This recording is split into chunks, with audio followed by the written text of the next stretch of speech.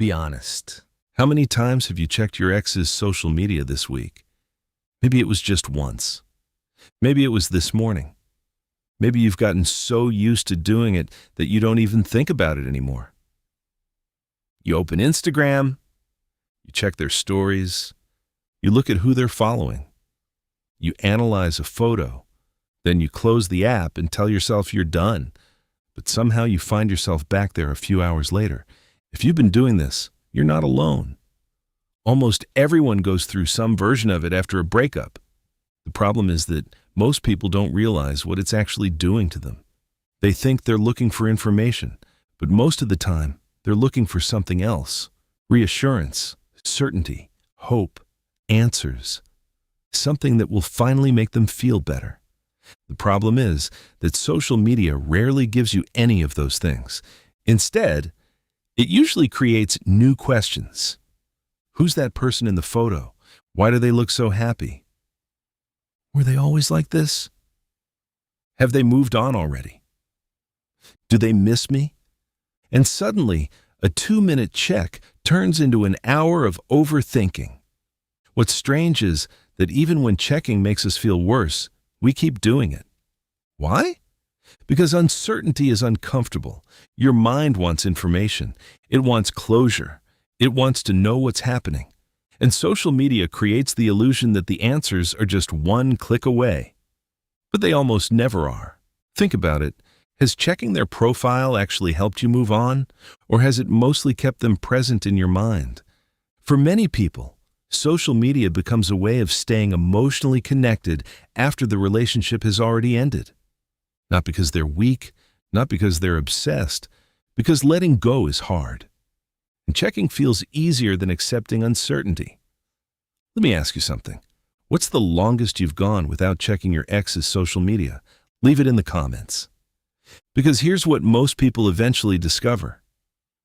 Every time you check, you're creating a new emotional reaction. Sometimes it's sadness, sometimes it's hope. Sometimes it's jealousy. Sometimes it's anger. But whatever the emotion is, it keeps pulling your attention back to them. It's like picking at a wound that's trying to heal. You don't do enough damage to start over completely, but you slow down the recovery process. That's why so many people feel stuck. They think time isn't working, but they're still reconnecting themselves to the source of the pain every single day. Now, I'm not saying you need to block your ex immediately. Some people do. Some people don't. That's a personal decision. But I do think it's worth asking yourself one honest question. What do I actually gain from checking? Not what you're hoping to gain. What you genuinely gain. If the answer is more peace, keep doing it. But if the answer is more anxiety, more confusion, more comparison, or more heartbreak, then maybe it's time to reconsider the habit. One exercise that can help is simple. The next time you feel the urge to check, don't do it immediately. Wait 10 minutes. That's all. Just 10 minutes. Notice what you're feeling. Notice what question you're hoping the profile will answer. Notice what emotion is driving the urge. You might discover that you're not actually curious about them. You're trying to soothe something inside yourself. And once you recognize that, you can start addressing the real problem instead of feeding the habit.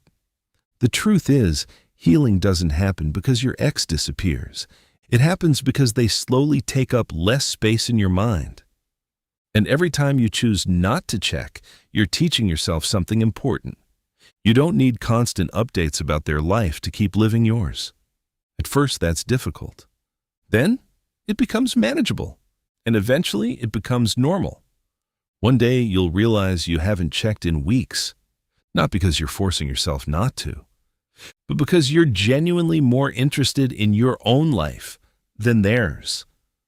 And that's a huge milestone. Not because you've forgotten them, because you're finally moving forward.